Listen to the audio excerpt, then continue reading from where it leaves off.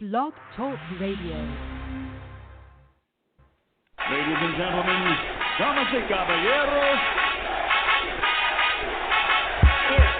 leave it in the ring.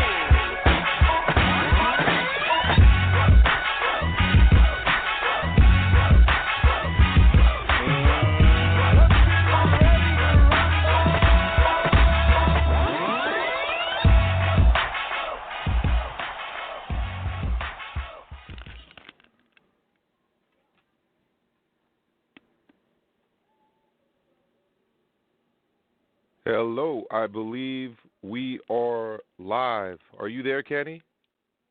Yes, I am. How's it going, Emil? I'm good, Kenny. And David, are you there? David? All right. Well, hopefully we can, or David can call in. He was telling us before he was having some technical issues. David, if you can, just do us a favor and email us or text us so that we know what is up with you. My name is Emil. I'm here on air with Kenny, and we were invited by David, the host and founder of the Leave It in the Ring radio network, to join his podcast as guests and co-hosts. So it's something that we are really excited about. Those who have listened to the show for a long time probably know that for years I called in and participated in this small but very knowledgeable boxing community that that makes up the Leave It in the Ring radio network audience. I had a lot of good times over the years participating in this show. It was always a big part of my week. I became familiar with the show early on as a listener and as a big fan of David Duenez and Gabriel Montoya, who for a very long time co-hosted this show and was a huge reason of why I started listening to the show and following the show. Those of you who are listening are probably big fans of Leave It in the Ring and of the Next Round specifically, and also this show specifically. And Gabriel was a big part of both of those shows. He had a very unique voice in the boxing world, bridging the gap that is, very insightful boxing talk with current events and a historical analysis and perspective that I don't really think anyone else in the boxing industry has provided or will provide. And obviously, David being... Yeah, I can hear you, David. I was just giving a little bit of background in terms of how I became familiar with the show. And while we were waiting for you to jump on, just describing how I was a fan of yours, a fan of Gabriel Montoya, and also a big fan of Steve Kim, who for a long time hosted this show or hosted a show on your radio network. And I'll let you take it from here, David. Well, I was having some difficulties to get on. I had to actually pull out the old laptop just to get on the show today with you guys. So I'm excited. It's been a minute since I've been live. Been asked a lot through our Leave It in Ring Gmails about when we're going to come back. Well, we're back. And I'm sitting here with my two new co-hosts, as you guys have probably already met and introduced yourselves to the listeners out there. You guys, if you want to call in, you certainly can. 347-215-7598. We're going to talk boxing here on Leave It in the Ring. This past Saturday, we had the heavyweight title for the WBC title for Deontay Wilder, defending it once again in a rematch against Luis Ortiz. Now, I'm going to tell you guys this first off. I thought there might be that slight chance, and I know you guys picked Wilder, so I got to eat a little crow here. I thought it might be that slight chance that because he didn't have a full camp, because he accepted it on a late notice, that maybe getting in a full camp, that he was going to have maybe the adjustments needed in this fight. And guys, Wilder just was clearly, he was getting out. He was getting outboxed for a moment. I think everybody had him up on the scorecard. Again, he's got that right hand that no matter what, going backwards, going forwards, if he lands the right hand, that's it. It's a done deal. You know, I mean, this guy's got so much power behind it. He can generate so much power behind it that even the best boxer in front of him, and I know there's some folks that are out there questioning whether or not Ortiz is really that good. Did we really see the potential of Luis Ortiz? Well, if you watch the way I fought and the pedigree that he had coming from Cuba, you would say, yeah, this guy is a real deal. I mean, there was a reason why a lot of folks didn't want to step in the ring with the King Kong, you know, because they knew that, one, he had power, two, he put pressure on you, and three, he knew how to put combinations together. Wilder is just that wild card that we took notice when he won the bronze medal. Remember, he didn't have a very deep amateur background, you know, but he was fighting for something, and every time he steps in the ring, I mean, is it me? This guy has so much passion that he creates all these mistakes that should be capitalized. But he has a God-sent right hand that could just change the whole story. I mean, I don't know, how do we pick against this kid? How do we do it? Yeah, David, I couldn't agree with you more about Deontay Wilder and the fact that he can just change a fight in a second's notice with his strong right. You know, he had a very limited amateur background, and it shows in his pro style. He's not a technical boxer. When he gets people hurt, he really does have a tendency to swing for the fences. But he was very calm this entire fight, which is something that I felt was an important adjustment for him. And he also was able to, you know, escalate things to a level where Luis Ortiz really had no chance at coming back because he just hit him with a right hand through the guard. I didn't really get much of an opportunity to introduce Kenny, so I'll throw to Kenny here. But I'll also just mention that, you know, Kenny is from out here in New York with me. We met through work, and he's obviously a very big boxing fan, other sports as well. But he's got some very unique insights on the sport of boxing, so I'm happy to have him here with me. Kenny, could you just quickly share your thoughts of the Wilder KO and what you've seen from Wilder recently? Definitely. Thank you for the introduction. My name is Kenny, and I'm from New York, Bronx, Manhattan, and a big fan of Leave It in the Radio boxing show. So my thoughts on Luis Ortiz and Deontay Wilder. I thought that Luis Ortiz definitely had a chance because he did get a full camp. His conditioning was so much better this time around than it was the first time around. But I chose Wilder at the end of the day because I feel that Luis Ortiz is just too old. He's slightly over the hump to be able to face a fighter like Deontay Wilder. He doesn't have the conditioning to be able to defend and get out of the way of the erasure that Deontay Wilder possesses. He doesn't have the conditioning like Tyson Fury does to constantly move around and fool him and joke around with him for 12 rounds. He doesn't have that conditioning anymore. He's an old man. So that, for me, that's what had me choosing Deontay Wilder ahead of Ortiz because Wilder is just so much younger. He has the physical advantages, and his conditioning just seems to be better. And he's also gotten his experience so much better in the last 5 or so fights that he's had. So that's my reasoning for choosing Wilder and why I did not think that, although Luis Ortiz is a great fighter and he was the boogeyman of the class and he was held out of nobody gave him an opportunity for such a long time, I still felt that Deontay Wilder, with his physical advantages, his conditioning, and the eraser, would come out with the advantage in this one. Including Joshua. Yeah, go ahead. Sorry, David. No, what I was going to say was that I agree with you about conditioning. But I don't even think anybody can have great conditioning, but once they get hit with that Wilder right, it doesn't make a difference. He's proved it. Unless you're Tyson Fury, who can just arise from near death, give himself, he revives himself and gets right back up. I don't see. And welcome to the show, Kenny. Sorry about that. Everything's all hectic right now. We're all over the place, but. I don't see anybody right now. Honestly, can you bet Ruiz? Can Ruiz do this? Can AJ Johnson? No. Are these the guys they're gonna dethrone Deontay Wilder? I don't think so, guys. No. Luis Ortiz actually had as good as a shot as anybody, I think, other than Tyson Fury, because of his extensive amateur background, his high boxing IQ. But unfortunately, like Kenny alluded to earlier, or actually stated quite directly, his age and his conditioning was a factor. One thing I was very impressed by was that Wilder had to second guess and was always, having to think in there because of the feints that Luis Ortiz was using. He was using feints. He was kind of throwing different shots.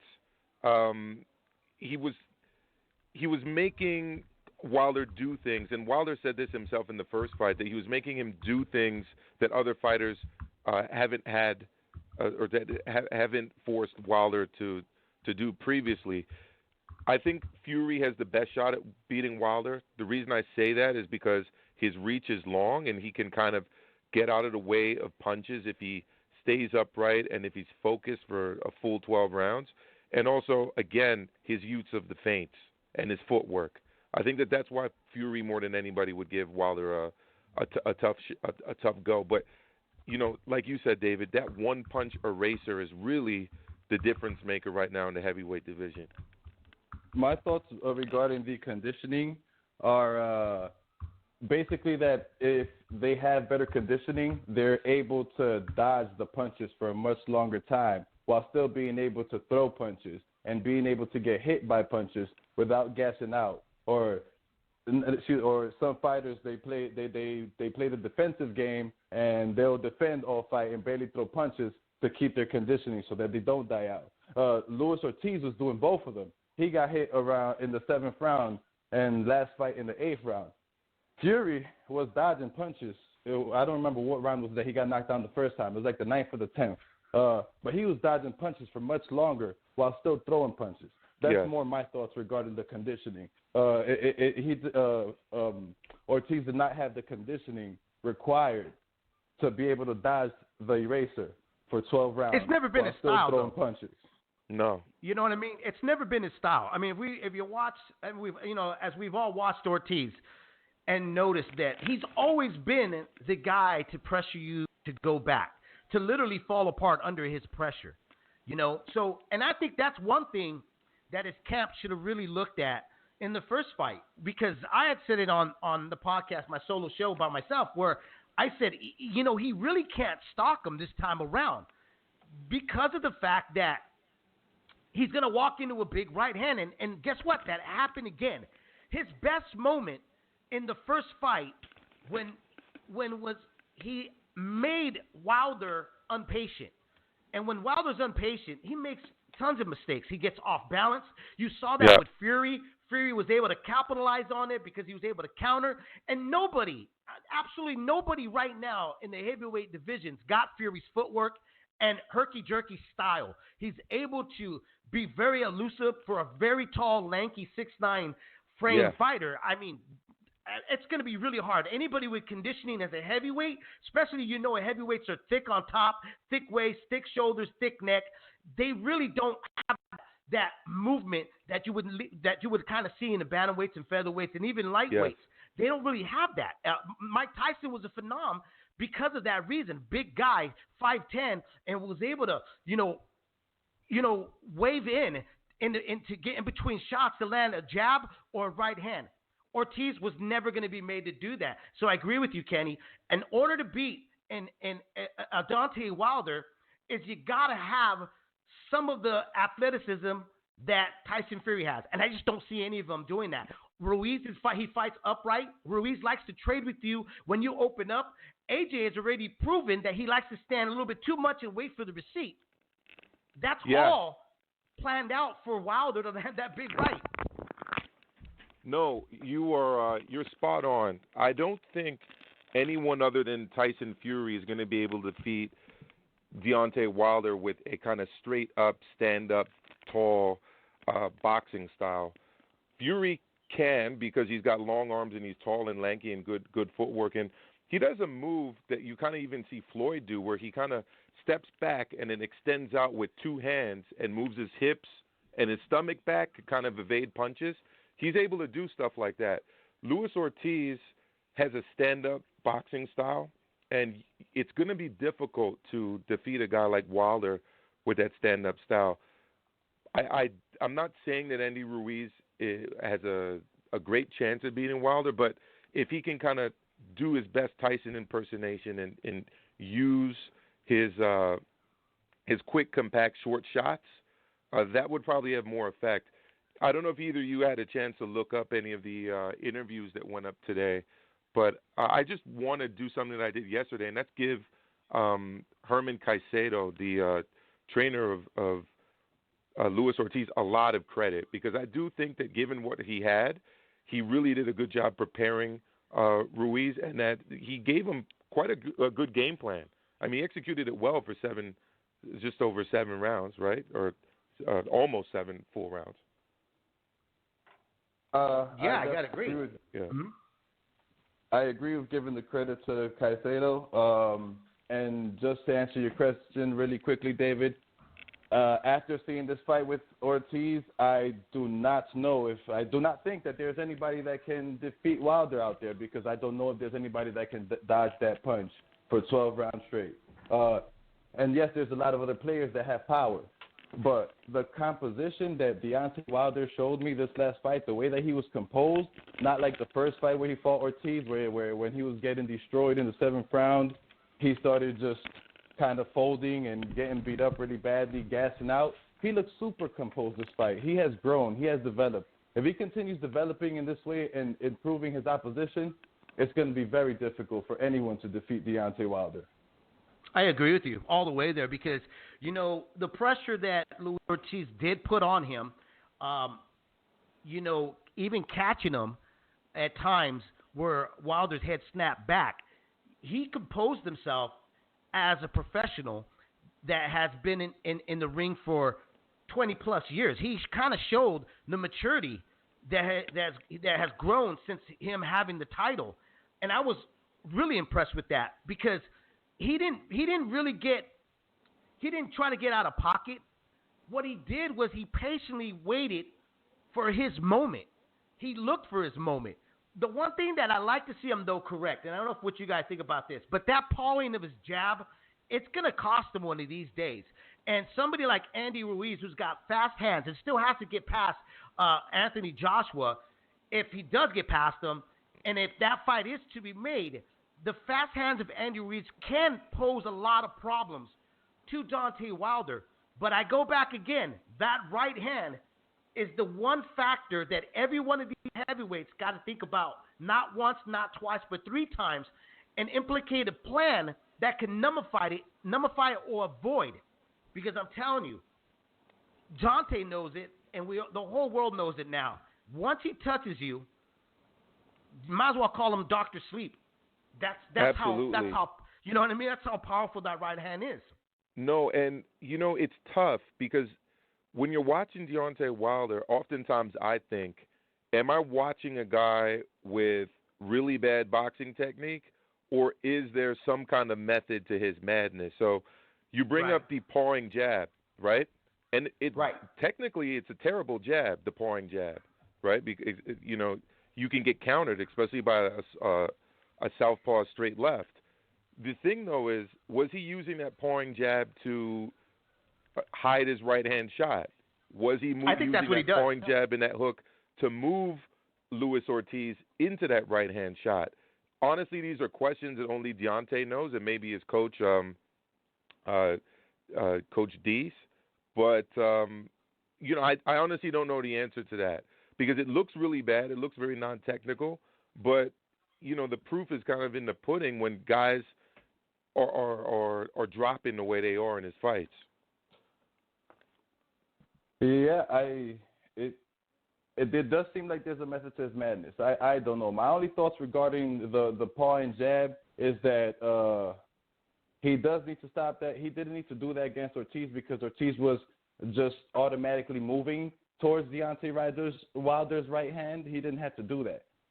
He does possess a really good straightforward jab that he only shows you when he's with his trainer in training. He doesn't ever let that jab go in fights. If he starts employing that jab, if he starts using that can be very effective. He needs to get away from this pawing jab. I mean, he was effective with that jab when he stepped in the rematch with Bermain Stavern, and it worked perfect. I mean, when he uses the jab, we've seen him use it. He knows how to stick it out there. But, Amilcar, I got to agree with you. I think he uses it to blind his opponents when they're shorter than him or to move them. It's almost in the same sense of what Lomachenko does with his opponents. He pity pats to find the openings to land big shots or see reaction.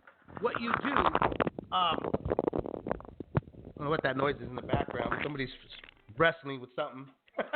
Sorry, that might have been at my end. I'm sorry about that. Yeah, no worries.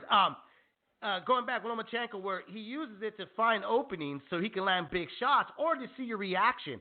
Deontay Wilder could be doing that, and I wouldn't argue with anybody if they told me that they're starting to see a far more polished Deontay Wilder. Was this fight a bit boring? Yeah, it was, but that only tells you when it gets a bit boring and it gets a bit tactical, guys, right? Tell me if I'm wrong about this. But when you start seeing that, it's because the oppositions are actually a lot tougher. There's more risk involved. So now guys are trying to sit back, and now they're trying to be very collective, trying to be smart about their next move and what they're going to do against their opponent. Yeah, absolutely. Lennox Lewis was the master of kind of using a jab to hide his right hand. He used it really effectively. And somebody mentioned this earlier to me today, and I kind of agreed with it a lot. But the knockout was kind of reminiscent of the George Foreman, Michael Moore knockout. One, because it was a quick, right-hand shot, and that went through a guard and dropped the southpaw opponent. I thought of it, and I was like, yeah, that's actually quite a good point. And as it relates to the boringness of the fight, I've got to be honest with you. I'm always on the edge of my seat when I watch Wilder. Right.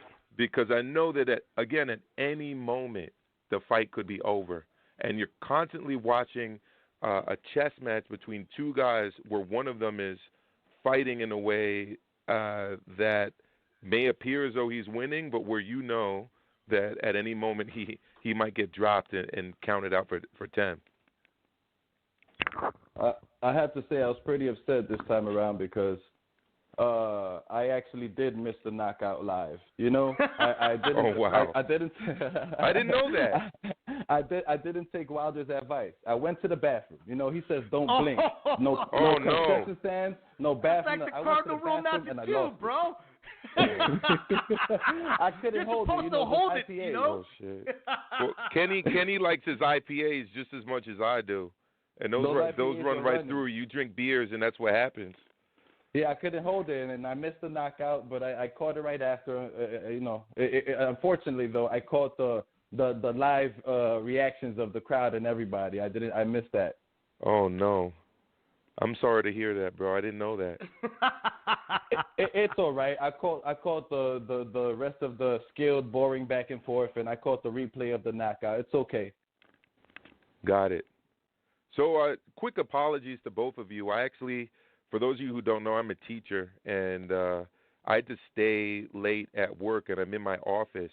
So that little rumbling around was trying to get people to stay out of my office because there was a lot of commotion outside. But in the future, I'll definitely make sure I'm at home in the little studio that Kenny and I have set up so that we'll have a clean, smooth radio broadcast next time. I want to thank you guys, man, for doing this with me on Leaving the Ring.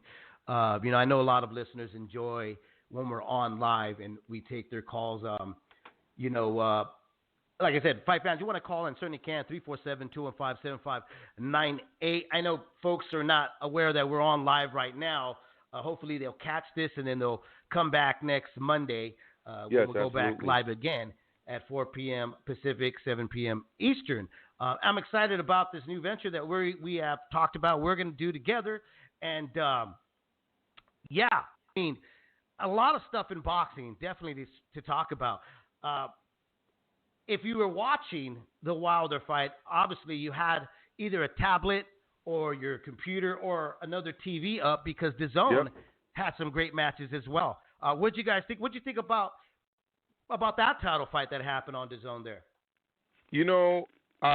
You're referring to the fight between Chango Chango and Alvarado. Rene Alvarado. Yep.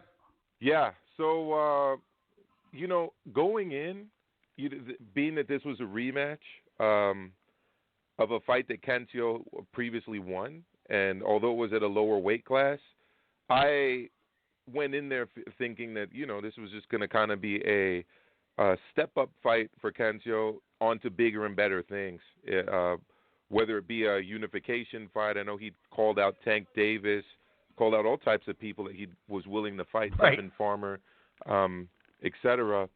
And, the story in the media has always been the past a few months now, the kind of the Rocky story, a guy that is a kind of a tradesman who, works a full-time working class blue-collar job, who doesn't even take off time from work to train and then to fight.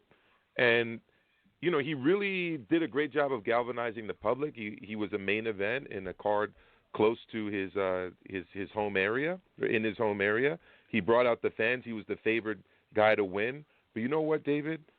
There's something about the underdog, especially when they come from places like Nicaragua.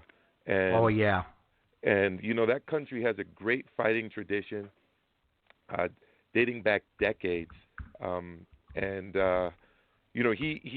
Rene Alvarado, whose brother also fights, did a great job of carrying on that legacy of some of the all-time greats. Obviously, Arguello way back in the day, up to more recently, Chocolatito Gonzalez. We've got another Nicaraguan world champion, and it was not even a close fight. That was the most surprising thing to me. Yeah, it wasn't. He beat up Chango, man, and for those of you who don't know, Chango is a Yoruba god of thunder from West Africa. So you carry that name, you got to bring the thunder. And unfortunately, Cancio didn't really bring the thunder on Saturday night. What were your thoughts, David? I thought he did. You know what? I thought he did. I thought he did bring the thunder. We're opening up the phone lines right now. I see we got a caller or two. But let me just give you what I saw here. Because I disagree with you with that. I think he did bring it. And the problem that I have now with pressure fighters is if you go back, go back to the 70s, the 80s, and even in the early 90s. Pressure fighters had more than just one tool in the tool shed. Yeah. Nowadays, you see pressure fighters that have their arms tucked in close, their elbows in super close, and then all they do is try to walk you down, but with nothing behind it. No jab. They don't try to jab the way in so they can land body shots. They don't cut off the ring. And El Chango was doing what he was doing to me was putting his head as a target every time. Now, it's great to see that a guy could take a shot, but is it the smartest thing to do every single time out, man? It's not. I get it. You want to show you got balls of steel, but at the same time, you got to have some skills to back up the balls. And Alvarado saw that. He was able to keep him at the end of his punches. He was able to jab him. And occasionally when they got in close, guess what? He was doing the much better work in the inside fight where the guy with the shorter arms wasn't. And I go back, again, a story is always great. But sometimes you can oversell a story that you're overlooking what the guy really does possess. And Absolutely. I was never big on Chango, man. I got to be honest. I've never been big on him. I thought this guy, look, he's been doing great. I like the fact he's a blue-collar worker. I'm a blue-collar guy. This sport is carried by blue-collar people. Yeah. But at the same time, I think we need to be realistic. And this was something already in the makings of happening. When he's calling out the Tank and all these other guys, I was like, I want to see him, work it first, man. Yeah. You know what I mean? I know exactly what you mean. You know what? You've convinced me, David. I'm going to amend my previous statement. All right? Cancio brought the thunder, but Rene Alvarado brought the hurricane. And, he did a much better job of showing a wider variety of punches. He proved to me, at least, that he's the much more technically sound boxer with a much higher boxing IQ. You know, maybe the fact that he wasn't able to train full time is the reason that he fought such a one-dimensional fight. He didn't have an answer to the adjustments that Rene Alvarado was making. Right. Well, they worked for him. That's why. I mean, let's be honest. You know, working full time and boxing part time got him to where he's at. I applaud him for that. I really applaud him for that, because that is really difficult. I mean, to work a full time job, to be the head of the household, you know, the answer to everybody around you as a provider, it's a very difficult job to do. It's exhausting. And then to pick yourself up after that when you get home, right, and go to the gym and put in another job that demands more, honestly, more than your blue-collar job, that's a tough deal. But it worked for him. And I think that's what they understood, and they said, hey, this passion, the way Deontay Wilder, I mean, the way Deontay Wilder fights, he has so much passion. It's, you know, he has his daughter is driving him to be the way he is. I mean, he fights, you know, he throws a punch with every conviction of making a statement. I think Cancio was doing the same thing with his style. But again, I think honestly, I hope that he learned a hard lesson, that not always what worked the first time is going to work with the next guy. Because the next guy, you know, it's that old saying, you know, in the fight world, you know, there's always another guy out there training to beat you.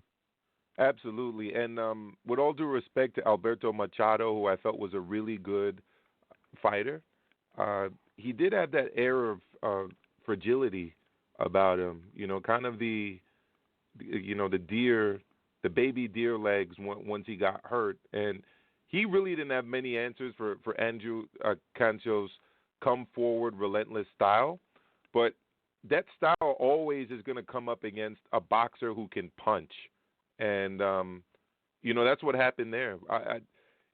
He lost a big payday possibly against the Tevin Farmer or Tank Davis or some of the other guys. But, you know, I think he's reached the limits of where his talent has been able to take him right now, especially with his schedule at work and everything else.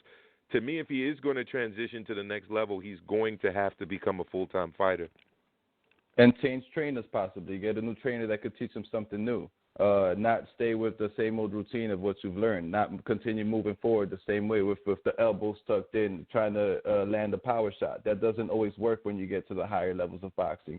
Most of the time it doesn't work. Deontay Wilder is just a lucky one. And Deontay Wilder does feint a little more. He does try to get out the way a little more. He does throw a jab in there a little more. He does throw in a slight more skill than just a very powerful punch, a lot of power.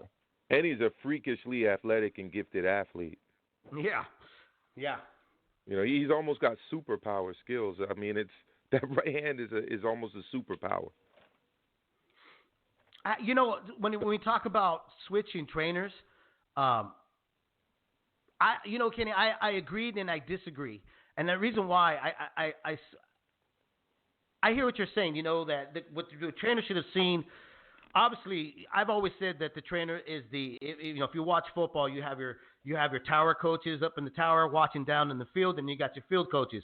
The fighter's the field coach. The trainer outside the ring is the tower coach. I just wonder sometimes, because this does affect fighters when they switch trainers automatically. They lose that trust with the trainer that they're with because they're blaming them for the mistakes. I just wonder, should he do that right now, immediately jump to a new trainer, because that might be too much information, and it's almost like being reacquainted with that person. They got to kind of, gel. I don't know if he should do that yet. I think, if anything, the smart move for the team and for El Chango right now is to just kind of take a step back and maybe have some build-up fights, and then see if that trainer does develop any new strategies of changing the style a bit to learn what the adjustments that need to come along when he steps in with oppositions. But I could be completely wrong, and at the same time saying that, I do agree with you that sometimes a fighter needs to be smart enough to say, this guy has plateaued. This is as far as this is going to get me, so I got to move on. So it's a double-edged sword, I think. I definitely agree with that. I never thought about it in that way, in that sense. the trust factor. I never thought about it that way. There is a large amount of trust between trainers. That is a great, valid point, and you brought me back to feeling the same way, that I don't know if it's a good idea. I don't know how long he's been with his trainers to begin with, and I don't know what his trainers teaching him. I'm not behind doors. I'm not there with them. I don't know if it was the trainer's decision to box in that way or if it was his own decision, you know. But he does need to make some changes, if not to his training, like Milcar said, dropping the full-time job and becoming a full-time boxer. At the end of the day, that is going to give him more finances and make him more sustainable, make him more reliable with finances for his family.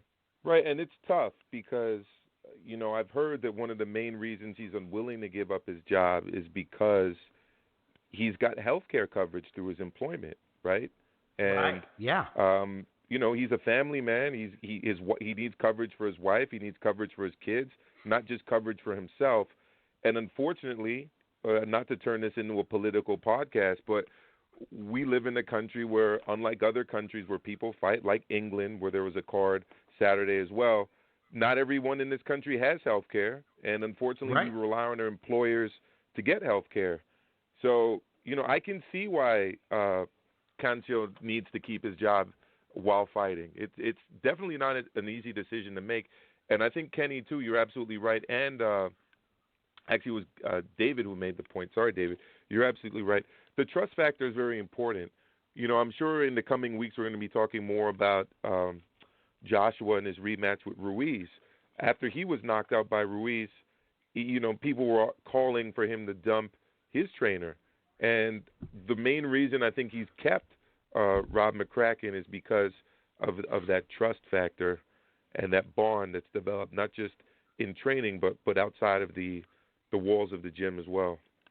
You know, so many people, you know, that are outside looking in at a fight, the fight game, you know, and never had a chance to either get, you know, lace up the gloves or even walk a camp or go out there and cover it. Don't understand the isolation that fighters endure in fight camp or throughout their whole career. A lot of fighters are very gullible or they're, because they're almost like sheltered to a point that they don't know anything outside of there.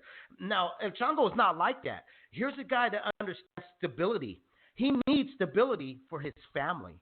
That's why he has a full-time job as well as the you know, having medical for his family. Once you're a family man, the stability and the security that your wife and your kids and your family expect need that all the time, and that's really hard to cut off. You know, I mean, I know people personally that won't jump ship at a deadbeat job that they hate, you know, that they've already topped up. They can only make a certain amount. They can't make any more. But jump to that and try to be an entrepreneur and start a business. They won't even think about it twice. They say, oh, no, I can't do that. You know, I got to have a check every week. I got to have that stability. So I applaud, you know, Chango for being able to balance, juggle both things. But I think you guys are absolutely right. If you want to go far in this game, you got to accept the selfishness that this sport, you know, wants. It needs. This sport is very selfish. You know, it wants your whole complete attention. In order for you to make it to the top, you have to give your soul practically to this sport. No, I definitely agree with that. You're right, and it's why guys who can afford it at the top of their game, and you look at, I'm going to bring up Anthony Joshua again. Anthony Joshua is like LeBron James. He's got a team of people around him: sports scientists, strength and conditioning coaches, sports psychologists, massage people, physio people. And, you know, he takes them all around the world. Not to mention a team of guys he just has living with him almost, it seems, full time, who like run with him and do exercise with him and whatnot. So, but this is the class disparity, unfortunately, that exists in our sports. It's a sport, and it's always been a sport of the haves and the have-nots. I agree with that statement, and this just leaves me with a question. Since we're on I don't want to switch the topic too far from Ortiz in the heavyweight class, but since we're talking about trainers, it leaves me with a question about someone who recently changed their trainer after taking a loss. Do you think it was the right move for him, for Triple G, removing Abel Sanchez from his corner? You want to go first on that, David? I'm sure you have thoughts on it. Well, I mean, I think with a guy like him, a veteran, it doesn't matter who you change because, honestly, nothing's going to change who you are. You're going to, I think Triple G is Triple G. He doesn't know any other way to fight. I think he's and here's the thing. I don't think he gets credit enough. He's a very intelligent fighter. What I saw, what he did with Canelo in both fights, okay? Well, actually, the second fight, really. When he wasn't able to apply that pressure that he's normally been able to do to any other guy that stepped in front of him, he had to revert to boxing. He did it with David Lemieux. He knew that David Lemieux carried a big punch, but he also understood that there was a big prize at the end of the road if he, made sure that he didn't get an all-out trade war. So he reverted to boxing. Now we witnessed with Dermanchenko, getting in with Dermanchenko, I respect anybody that comes out of the crunk, but were they going to change a Triple G overnight? No. Triple G actually fought Dermanchenko the way he fought Canelo in that rematch. So I think at this point of his career, it doesn't really matter. You could put Blow Joe in front of him to help him out with the mitts and hand wrap his hands correctly. I think Gennady Golovkin is going to fight the way Gennady Golovkin wants to fight. And I'm going to take a different view in terms of my response to that question, Kenny.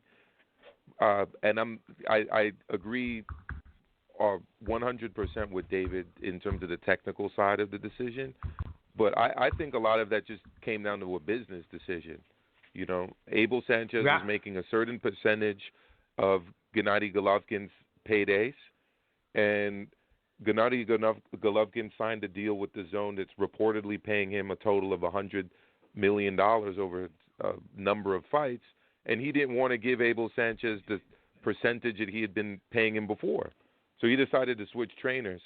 I think that anyone who attributes Triple G's losses to Abel Sanchez is really just a deluded Triple G fan that's unwilling to really look at the reasons why those were close fights and why he didn't do enough to win. I don't know. Maybe I'm wrong, David. Did you hear Abel Sanchez telling Triple G not to throw punches? I think I missed that instruction. No, I think of anything is that Abel and okay. Here's the only thing that I could criticize about Abel. Yeah. The one thing that I saw that they completely just missed the mark on was body punches. But Abel Sanchez did say in several interviews, hey, we worked on that. But sometimes when you get punched in the mouth, it's that old saying Mike Tyson has said, your game plan changes.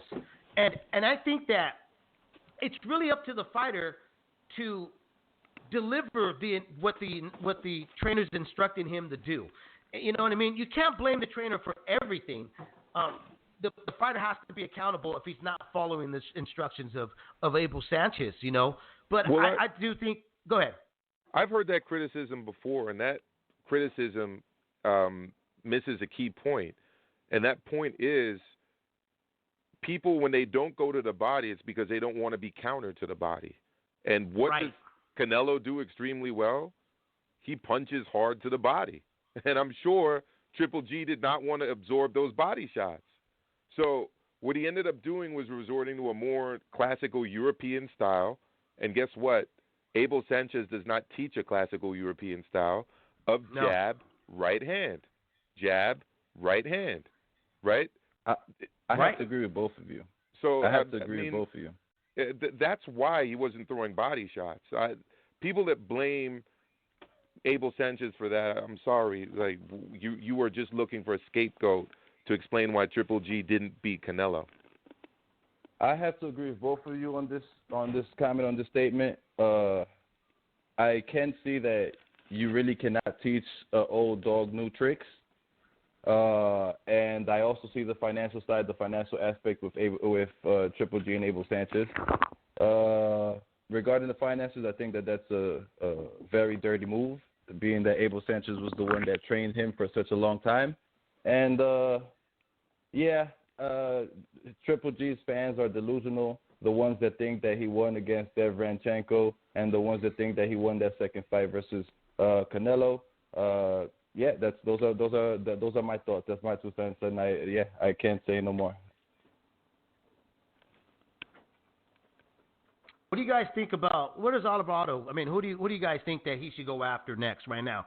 I mean, what would be the next step for him to go up and defend his title? You know, a lot. I don't know if you remember much about the way that Chocolatito would fight. So he was fighting a lot between Japan, between Nicaragua, and between later on the United States. But earlier on it was primarily Japan and Nicaragua.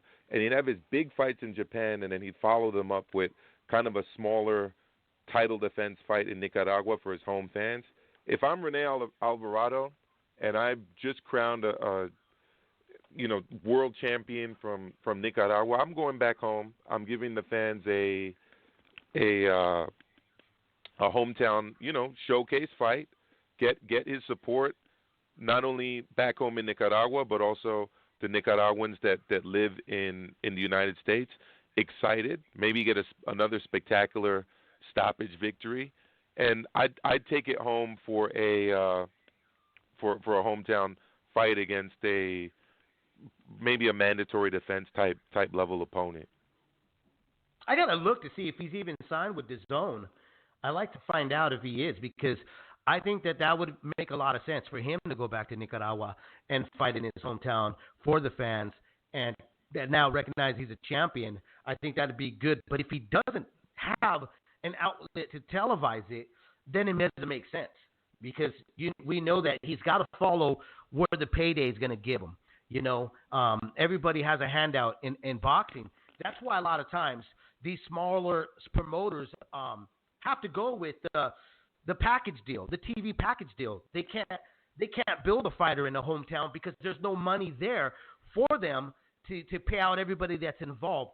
So I hope that it has some type of deal, even with Golden Boy. If he just has a strict deal with Golden Boy, put him on Facebook Live, something like that.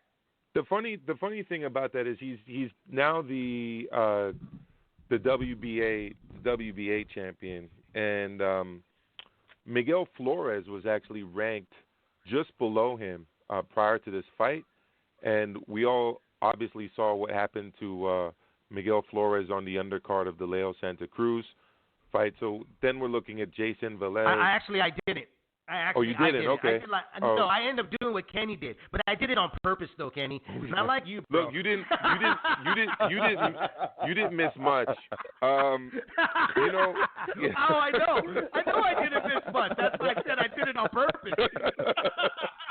Look, it's funny, and I'll share this with the listeners right now. Kenny and I, we do a little recap show ourselves. It's called Status KO, and we kind of discussed that. But I'm not a huge fan of Santa Cruz. I'm just not. He's a volume puncher, but he's not very exciting. I don't really consider him very technical, and I don't find his fights that compelling. I think the 2 fights with Abner Mares, as for as many punches that they threw, there weren't ebbs and flows in the fight.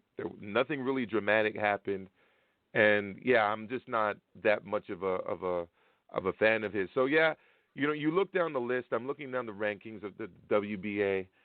Jason Velez, Roger Gutierrez, Chris Colbert. Then he's got a guy in Japan, Kenichiwa Ogawa. I think that there aren't really too many high profile names for him there. At 130 at least in the WBA, he'd have to seek maybe a unification fight with Tevin Farmer, or who's the IBF champ, Jamel Herring, who's the WBO champ, or maybe Miguel Berchelt, who's the WBC champ. But I think not an easy fight, but an easier fight at home for the fans in Managua would be a good look for Rene Alvarado. I agree. Fight fans, you want to call in 347-215-7598. Let's patch in area code 209. You're on live right now in Leaving the Ring. What's on your mind, brother? Hey, guys. How you doing? Good, man. Who are we talking to? Troy from Stockton. Hey, Troy from what's Stockton. Up, What's up? So how you guys been? I haven't heard you guys in a while. I know, bro. I was locked up for a little bit, man. I was on lockdown with my old lady, bro, and she was like, "No, you're not talking boxing, cabron. You're gonna stay right here next to me, and we're gonna snuggle." Oh, yeah. I know the feeling. Hey, I want to talk about this weekend's boxing cards. I saw the two fights on the zone, Robles and Khan, and the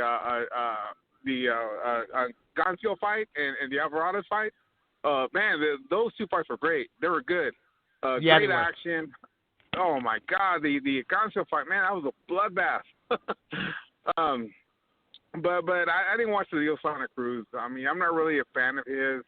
I mean, if I watch him, if I miss him, I'm not gonna be able to watch him again for another 8-9 months. So if I miss some fight, I didn't really lose much. The last time I saw him fight was against Abner Mares, the first one. Other than that, I mean, his fights are either with somebody, formidable or a tune-up fight, and they're all about 9 months apart. So I'm not even gonna waste my time.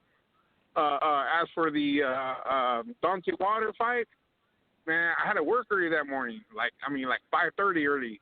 So after I got home from watching Frozen with the family, I sat down on the couch. Oh, and I boom, saw that. it was a good movie. Great family movie. Great movie. My 3-year-old loved it, man. So hey, I was happy.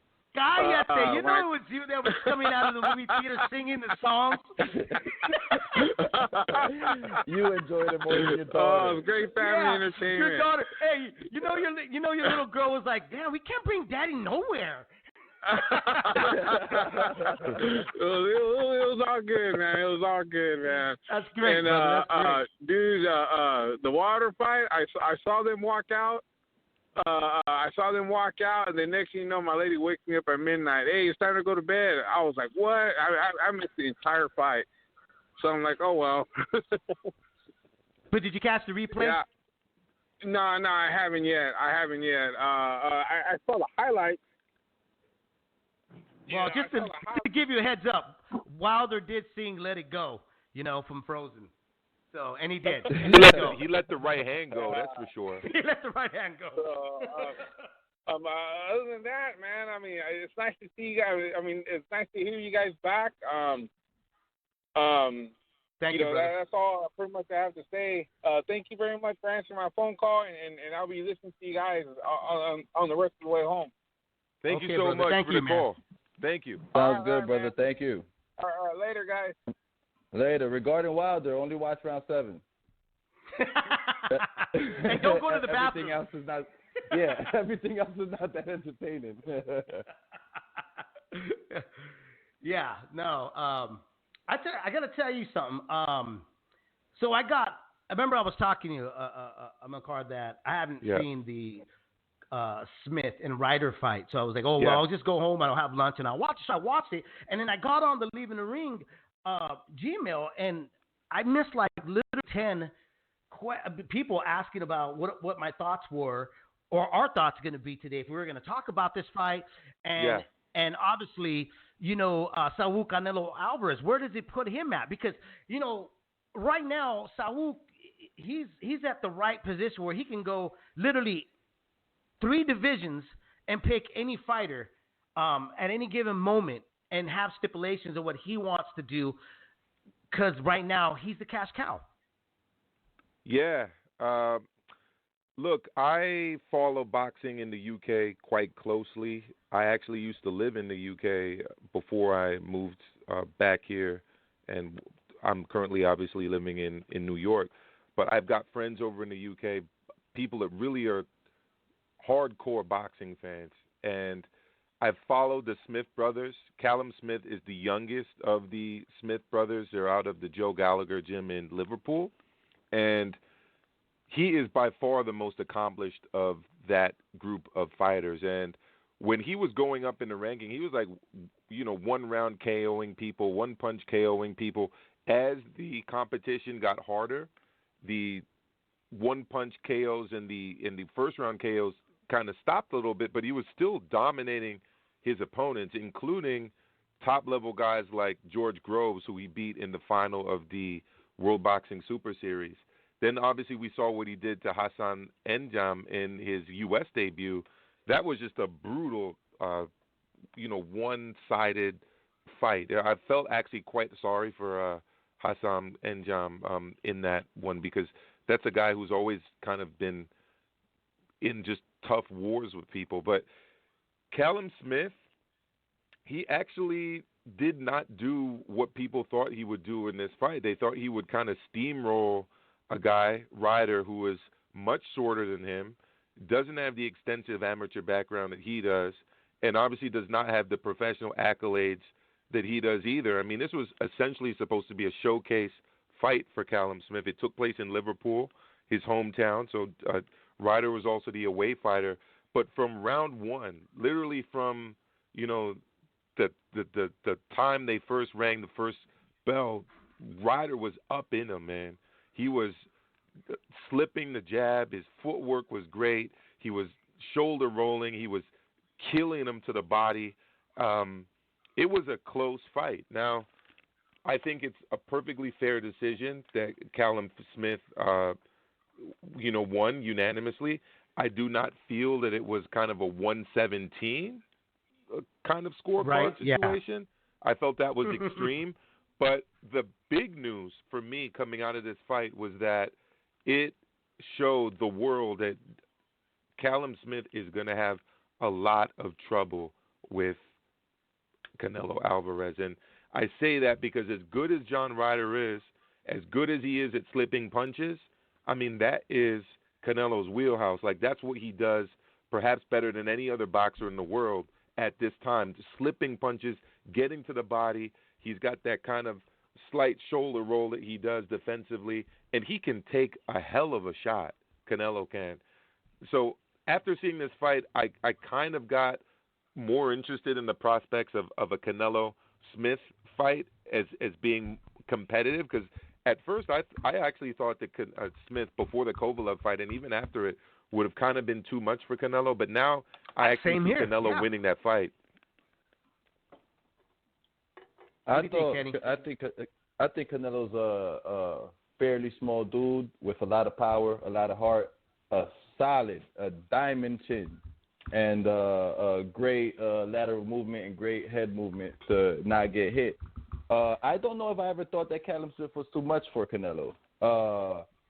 Well, actually, I did think that Callum Smith was too much for Canelo, and I thought Kovalev was too much for Canelo. But after I saw Canelo come in and give that savage KO to Kovalev, I thought that Smith would have been just a walk in the park, because Smith is nowhere. Yes, Kovalev is an old man, but is nowhere near, in my opinion, as skilled as Kovalev.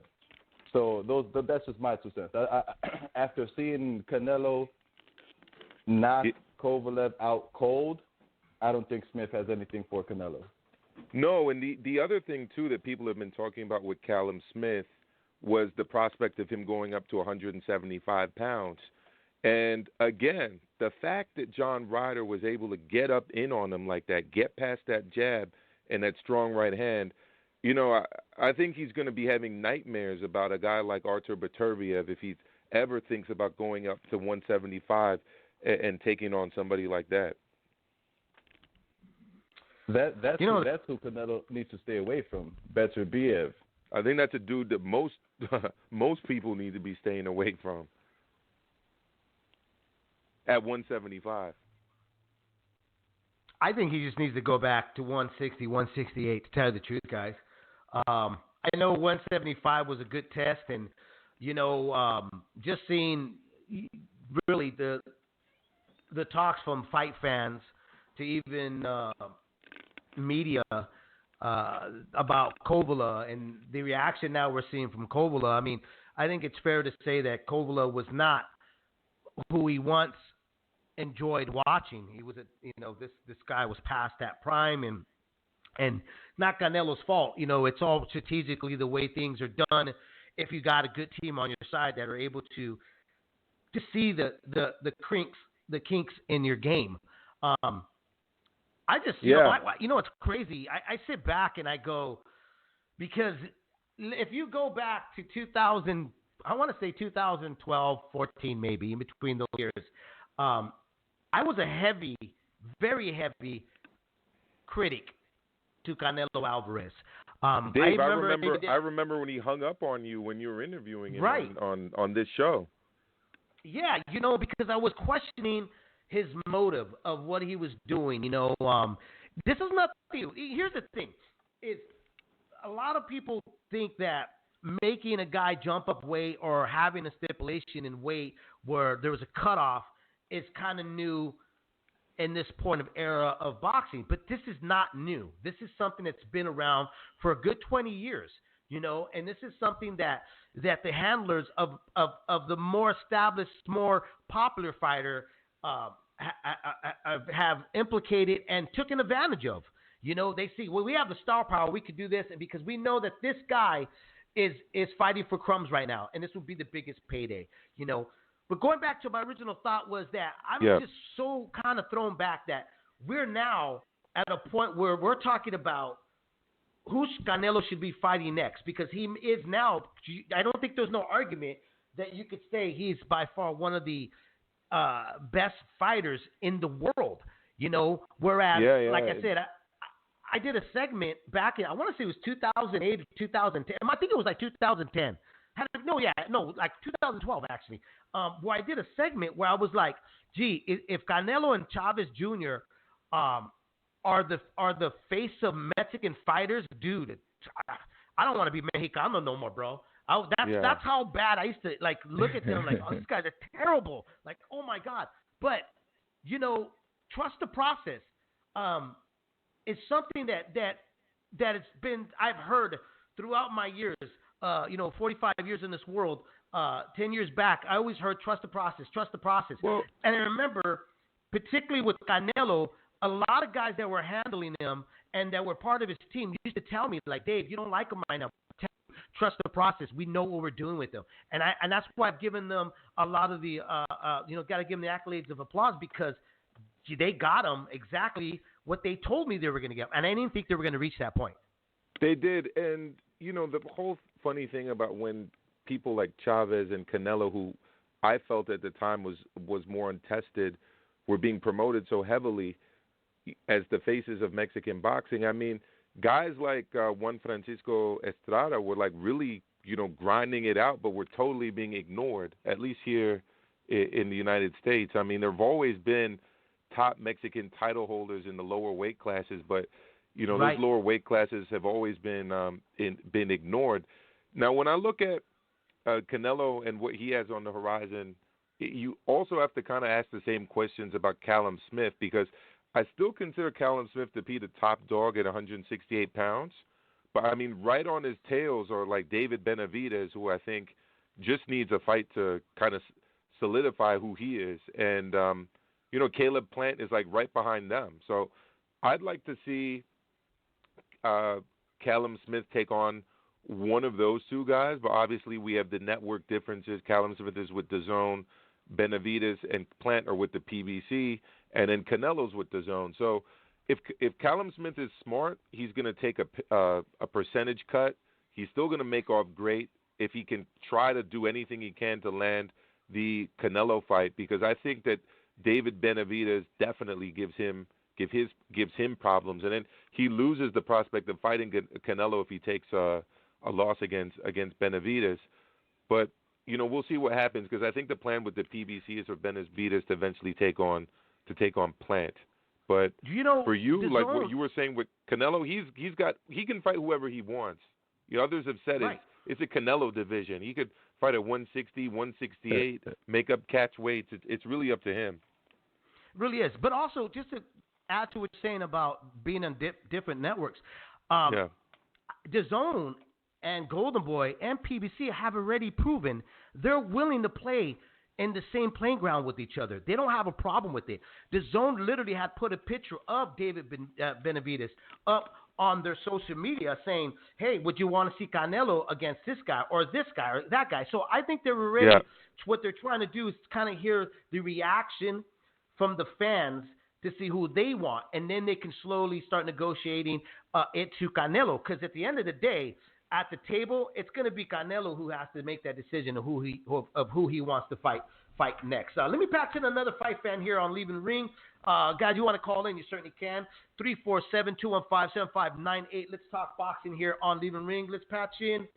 This is area code. Let me see if I can get them on. Area code 111. You're on live right now on Leaving the Ring. Yes, Dave, Milka, how's it going? I'm good, brother, man. How are you? This is my man out there from England, right? Yeah, from the UK, man. Yeah, it's been a long time. Yeah, how's it been? Yeah, you guys took a long time, off the show. I know Gabe hasn't been on, but how's it going? I missed the beginning of the show. Good, brother. We just talked about Wilder. We talked about El Chango. Now we're talking Canelo and Callum Smith. Did you have a chance? Did you watch the Ortiz fight or Wilder Ortiz? Yeah, I watched pretty much everything except the DAZN card, because for some odd reason those DAZN cards are not being streamed in the UK. I'm not too sure why Eddie Hearn hasn't been putting them on Sky Sports, but yeah, I managed to watch all the Fox card. I think I slept through the Brandon Figueroa fight. I think I heard that was meant to be the best fight of the card. The Santa Cruz fight was bad. That was hard to watch. But I thought it wasn't a bad. It wasn't a bad card. Well, Brendan Figueroa had to fight a guy that came nowhere close to making the contracted weight. I believe it was 4.5 pounds over, and lucky for him, got a draw out of it. But that could have gone really badly for him. Yeah, I heard that was a really good fight. He's still young. I think he's got time to learn. I wouldn't advise that in the future. If a guy's coming out 4 pounds overweight, he shouldn't be fighting. I've heard about people criticizing Emmanuel Rodriguez because he didn't take the fight with Neary. I think Neary was like a pound over, but I think it's different circumstances. With that, you got a guy who's a former PD cheater and who's failed to make weight numerous times. I think with this as well, I didn't really agree with it. If a guy comes in overweight and more than 1 or 2 pounds, then I mean, it was his decision. So I think he probably went through with it, but it's not something that I think should be done in the future. I thought with the Callum Smith fight, I thought Callum Smith lost. I didn't agree with the decision. I didn't watch every round, but I watched the majority of the fight. To me, Ryder, I thought, did enough to win. I've seen some people say it wasn't a robbery, but I think the word robbery, it depends how you define that word. You've got a guy who's clearly won a fight, a close competitive fight, in your opinion, and I think you could define it as a robbery when you got already one scorecard, which is blatantly a house scorecard, and it being in Liverpool, then I think you can, because with Canelo Golovkin, I didn't think that was that wide the first fight. Although I could see why people thought that was a robbery, because I had the 7 rounds to fight for Golovkin, but when you look at that 118, 110 scorecard, you could see why people thought it was a robbery. Well, the thing is, I mean, words lose meaning when they're overused, and one of the most overused words amongst boxing fans, apart from the word bum, which I have a huge problem with, is robbery. And, you know, there's clear examples of cases where I believe there actually were robberies, and one of the biggest ones from my childhood was Lennox Lewis, Evander Holyfield 1. Like, to me, you want to talk robbery, that's the gold standard for robbery.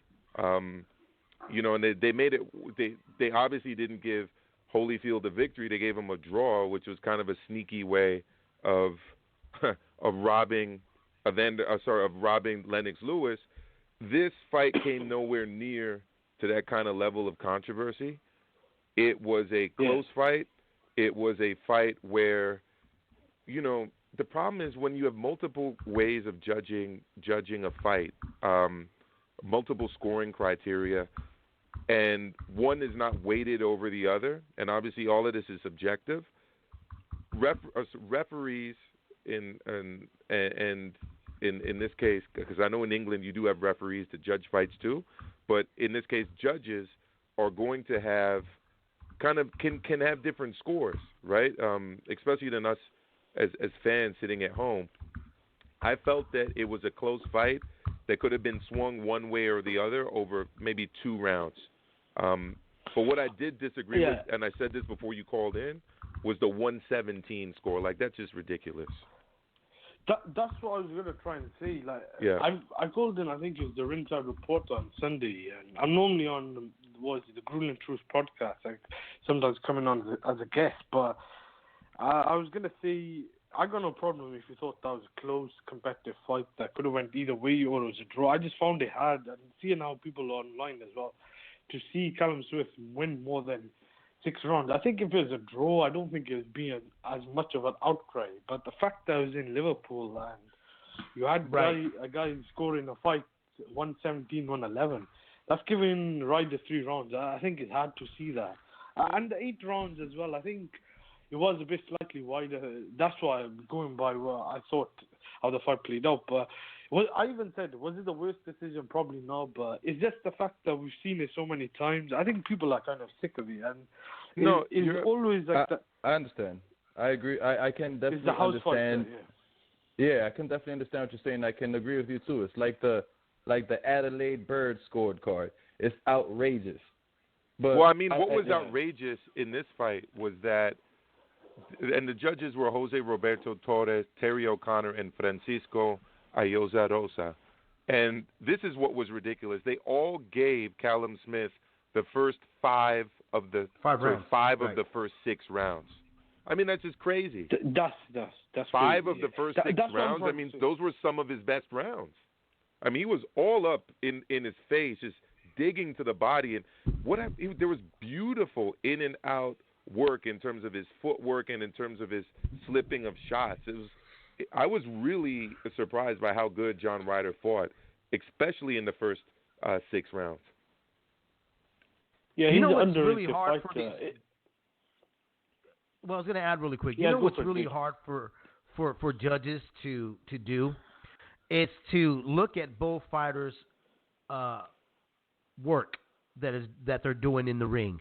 If you notice that if your name is the headliner, a judge by human nature will more likely watch what the house fighter is doing rather than what the challenger is doing, when they should be looking at the overall of the fight. And that's my problem with a lot of these judges, is that they're not taught that they're there to watch an overall fight, not just one particular performance from one particular fighter. Yeah, I mean, I just want to say, I've given up. Like, I used to get mad over judges' decisions and stuff like that, but after watching the sport for 15, 16 years, it's got to a point, like, now I can't, like, I give up. Like, I think when I've seen decisions like Pacquiao Bradley and those, I don't even think are that bad as some of the ones that happened in the past. The ones with, I think, is Whittaker, Ramirez. But the fact that it keeps happening in this day and age I think is not much you could do about it. I think one criteria people try and cave on to is, as the champion, he done enough to hold on to the title. But that's not really a criteria. If you look at the 4 criteria, it's ring generalship, defense, clean punching, and effective aggression. Now, I think really the only criteria really you should be looking at first is clean punching. And can I just jump in there real quick? I think that you only should really be using those other criteria when both have been just landing clean shots relatively evenly. Yeah, that's true. Right, then you look at the other categories. But, you know, what's happened, and I've spoken to Kenny about this before, when, like, for instance, with the Charlo Harrison fight, the first one, and a lot of people thought that was a quite controversial decision, and others had no problem with it at all, me being in the latter group. You know, again, when judges have that multiple criteria they use, it's almost like if they want somebody to win, they can just use 1 or 2 criteria to prove their point. Yeah.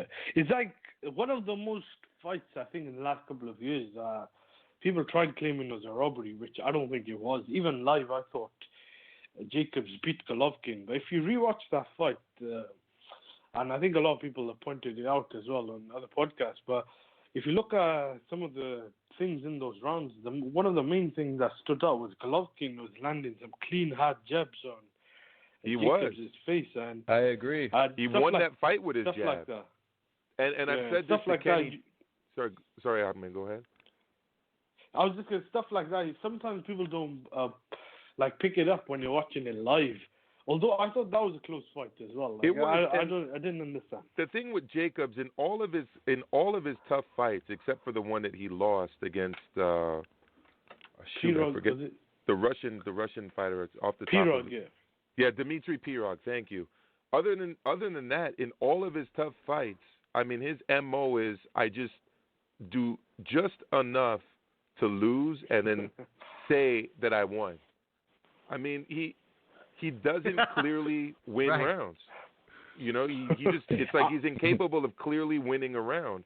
And then when he loses, he says that he won the fight. I disagree with you. I thought Canelo won that fight, and I felt he won it principally, like you said, off of his jab. I thought Derevyanchenko won that fight. I thought Triple G won that fight. Yeah, I thought Triple G beat Danny Jacobs.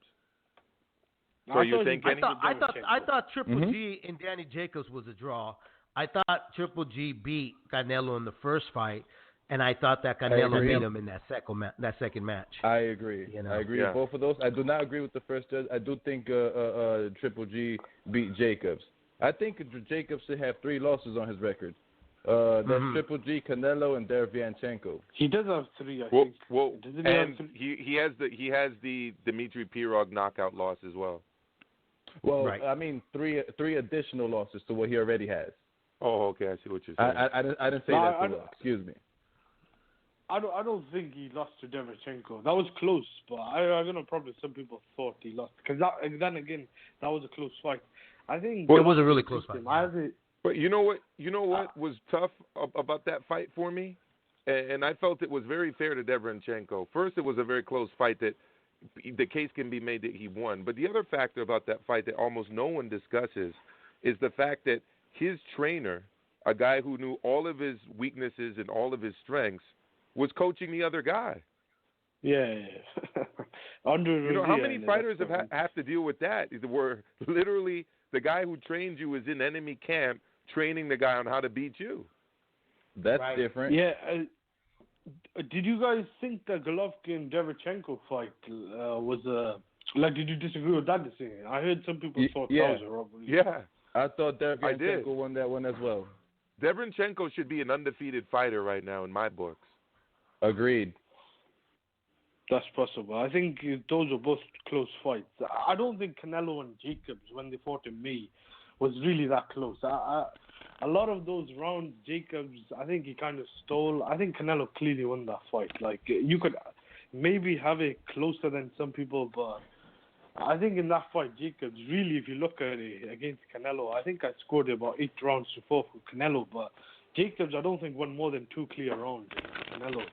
That was, I think, a fight that there's no complaints about that decision. But I want to talk about the Wilder-Ortiz fight.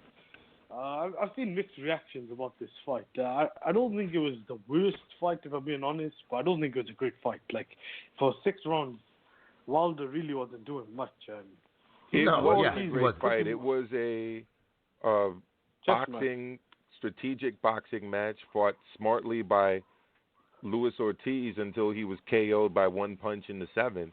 The electric factor for me was the fact that at any moment Ortiz could be knocked out, and it's actually what happened. But it wasn't an exciting fight. Yeah, the thing that surprised is how he ended it so quickly. Like it was over in the blink of an eye. It was like a flash right hand, and he ended it. But I'm not sure if Wilder's improved. I keep hearing people say Wilder's improved, but look, Ortiz is not a bad fighter. But if you look at his resume, I don't want to come off as a hater or anything, but it's really not an impressive resume. Now, I don't know if that's down to him being avoided, whatever. You can make an argument on either side, but if you just look at it, you maybe could say argue a top 6. Anyway, they're top 10 heavyweight, but Wilder, looking at him, people are saying he's improved since the Fury fight. I'm not sure if he has. I think he is what he was before that fight. He's just the guy who relies on his right hand. I disagree with you. He looked a lot more composed. Yeah, see, I think that, look, I think here's the thing, is the old Wilder, the guy that was fresh out of the Olympics, would have made the major mistake that he actually did in the first fight, which was try to have a shootout with him right away, with Ortiz. Ortiz was able to catch him with a short punch. That's what hurt him that first time. This second time around, Wilder did not allow that to happen. He wanted to keep him at the end of his punch. He looked for it. He made it boring. He was kind of, trying to calculate his right hand to get in between the gloves of Ortiz. He's improved. Now, is it a major leap of improvement? Absolutely not. He still has a lot of stuff to work on, but I don't think he's ever going to get to that point. But I got to agree with you. Okay, Ortiz, is he what people are making him out the best guy that Wilder has fought? Yes and no. If you were to put Ortiz in the pool of heavyweights in the 80s and the 90s, I would totally agree with you. He's not one of the best heavyweights. But right now, for what we have at this moment, in this year, you have to say he is one of the best heavyweights that Wilder was able to face at this time. Oh yeah, I don't disagree with that. In terms of basically he had no one to fight. I know after he turned down that deal with DAZN, basically this was probably the best option. But I don't think he's better. Maybe got more skills, you could argue. I even said Ortiz has got the skills. We'll never know how good he really was. But if you talk about accomplishments and guys who they beat, I'd probably say Povetkin, Dylan White, and maybe even you could argue Joseph Parker and maybe Pulev might be better. I'm not sure about Pulev, actually. I think Ortiz is probably better. I think Pulev hasn't really done much as well as of late, but I think the other three you could say are probably better. It's just right now I think he's probably, that could be towards the latter part of his career. I think Ortiz is old, but I think with Wilder, I think he probably can knock anyone out. I even said the other day, I think the only guy who could probably beat him, if I'm totally being honest, is probably Tyson Fury. And I think the only guy who could really knock him out, maybe you could argue Dylan White, is Joshua. I'm still not convinced about his chin. I don't think it's as bad as I thought it was, and some people think it was, because Ortiz tagged him in both those fights. And he stood on his feet, and whatever you say about Ortiz can crack. He's clearly a top 10. I think you could argue before the fight, top 5 heavyweight, and he took his shots. Now, I think if Joshua, before the Ruiz fight, if he was to fight Wilder, I think that would have been a toss-up. Right now, I think Wilder's the favorite. Depending on how Joshua looks, obviously he's going to have to win that fight with Ruiz. If he gets knocked out, then I think Ruiz will be in the question to fight Wilder. But I think Joshua might be the only one who's capable. But I don't think Joshua moves his head, and Ortiz does slip and slide. He got the upper body movement. That's where I think if Wilder's fighting someone like Joshua, he could capitalize. But I do like the Fury rematch, even though I did want to see a unification. That's one thing I've been critical of Wilder. He's had like 40 fights and never been in a unification. And I don't think all those guys ducked him. So maybe after the Fury fight, we could probably finally see a unification with Ruiz or Joshua, whichever one wins. But I think Wilder is live against anyone, and he probably might be the best heavyweight right now. If that right hand lands on anyone, I think they're going to see. I think that if AJ wants to have a chance at Wilder, he needs to do a couple of things. That is, he needs to improve his chin. He needs to improve his defense, his backwards and his lateral movement, and he needs to improve his jab. About conditioning, I don't know about chin. I don't think you can improve your chin. Well, yeah, in terms of his defense, Mike Tyson always, and rolling with shots. Go for it. Sorry, go for it. Yeah, he was saying Mike Tyson. Yeah. I was saying that Mike Tyson always preached back in the day that a chin can be improved with one working out the muscles in their neck, because it's stops the vibration that goes up the spine to knock somebody out, or down the spine to knock somebody out to the brain, up the spine to the brain, excuse me. So you can improve your chin. Can you get it so you can't get knocked out? No, I doubt that, but you can slightly improve your chin. If the way that Anthony Joshua looks right now, if he was to get hit by one of Wilder's jabs, it looks like he'll go down. Yes, his conditioning was horrible, but his chin is presenting a really, really, really bad problem. When he got hit by Klitschko, it wasn't a bad thing because, you know, Klitschko's respected. Klitschko's a huge name that everybody knows. But sorry, what was that? You said that was a good what? That was a really good shot. I don't think many people would have got back up from that shot. You could argue that Wilder's shot landed on Fury as well. I don't think many people would have got up. I'm not sure if it's just chin. I think it's more to do with conditioning, maybe defense, upper body. He doesn't really move his head. He's a bit too... Before the first Ruiz fight, he was too big. I don't think it's just to do with chin. I don't think he recovered from the first shot that he took on the temple, and that was his own mistake. He stayed in the pocket and tried swinging with Ruiz. When it became a gunfight, there's only going to be one winner. I don't think it's just the chin. Maybe he could improve it a bit, but I think at heavyweight, if Wilder hits anyone in this era, I think they're all going to sleep. It's not really the greatest era. I think maybe the only guy I could see that might avoid that right hand is Usyk, but I'm not sure if he's big enough. And I think at the moment it's a bit early to say, but if Usyk gets I think it's a bit early. I think it's a bit early to say Usyk can avoid anything. Man, I got to see Usyk fight a real threat in the heavyweight division. Yeah. But brother, we got to let you go because we got to let some other folks on the show. Appreciate the call, man. Thank you, brother. I'm going to patch in another fight in here, but again, Usyk. I'm still very intrigued about Usyk's. Now into the heavyweight, he's definitely a name that needs to be thrown out a bit more.